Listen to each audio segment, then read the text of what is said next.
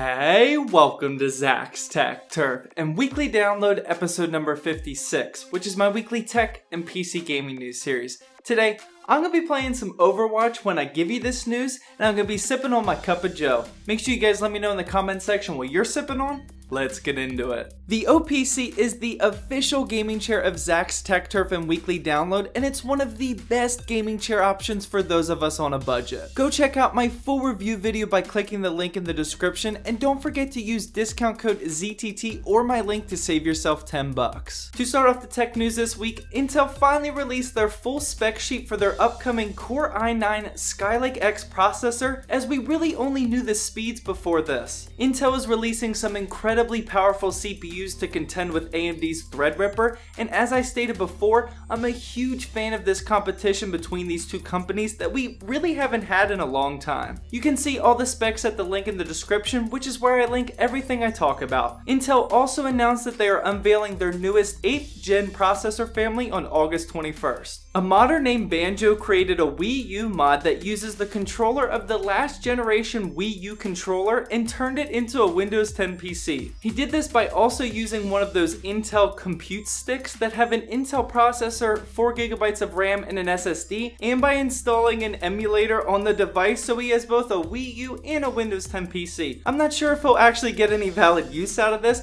but I'm not gonna lie, it's a pretty cool mod. Razer has finally listened to our wishes for years, and they have responded. Yes, they now officially have 3 different colors of their gaming peripherals. Instead of using black with RGBs like they do on pretty much every single device, they announced and already have on sale white and gray products. So far, their chroma products such as the Lancehead mouse, Black Widow X keyboard, and Kraken 7.1 headphones now also come in gunmetal gray or mercury white. Samsung has revealed their anticipated Galaxy S8 active smartphone, and once again, it will be exclusive to AT&T for a while. Samsung has been creating active versions of their Galaxy smartphone line, and they are pretty much a more rugged version of their usual fragile smartphone, plus it comes with a bigger battery. The S8 Active will have the exact same specs as the S8, except it will have a 4,000 mAh battery instead of 3,000, which is actually a huge bump up. And to wrap up the tech news this week with some military tech news, as you guys know I love to include every now and then, the US military now has permission to shoot down private and commercial drones that are considered a threat. It's obviously already illegal to fly a drone over a military base in the US, but a new policy has finally been sent through allowing military installations to shoot down the drone if necessary. Now they can't just shoot it down right away. I'm sure there's a long annoying list of protocols to work through first, but either way, yeah, I wouldn't test that out personally if you own a drone. To start off the PC gaming news this week, we found out this week that the new Shadow of War will introduce a microtransaction system to their infamous Nemesis feature. I actually reviewed Shadow of Mordor on my Gaming on a Sunday Morning series,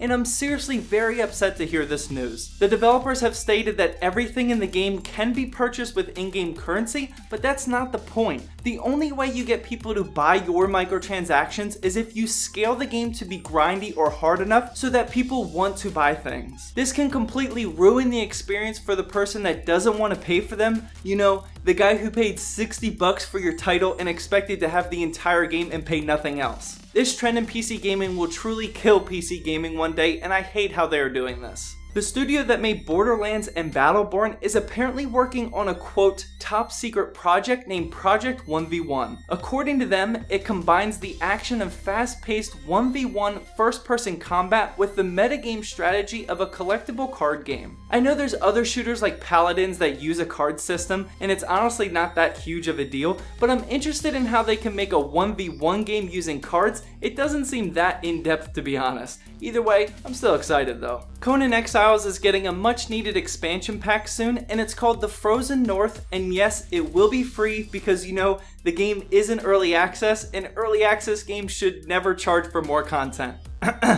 Anyway, the new patch will add a snowy biome that doubles the size of the map, new enemies and buildings are coming, as well as frosty monsters. It looks pretty cool. During the Dota 2 International livestream, Valve announced a brand new card game that they are working on called Artifact. It is Dota 2 related and will release in 2018, and that's pretty much all we know about it. When was the last time Valve created a new game? It's been a pretty long time, and I'm not even into Dota 2, but I'm pretty excited to see what they bring to the table next year. And finally, to wrap up the PC gaming news, the Overwatch Summer Games season event is now live, and I cannot believe it's been a year already since the first summer event. This year is bringing a ton of new skins, obviously, as well as the summer skins from last year at only 1/3 of the price. The Rocket League-like mode Lucio Ball is also back in full effect. Well, that wraps up Weekly Download episode number 56. Make sure you guys stay tuned to the channel. Next week, I have 2 videos coming where I'm collaborating with NVIDIA, and yeah,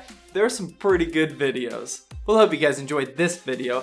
Please drop a like down below to help support my channel, and as always, thank you for watching. Please subscribe for more Zach's Tech Turf videos.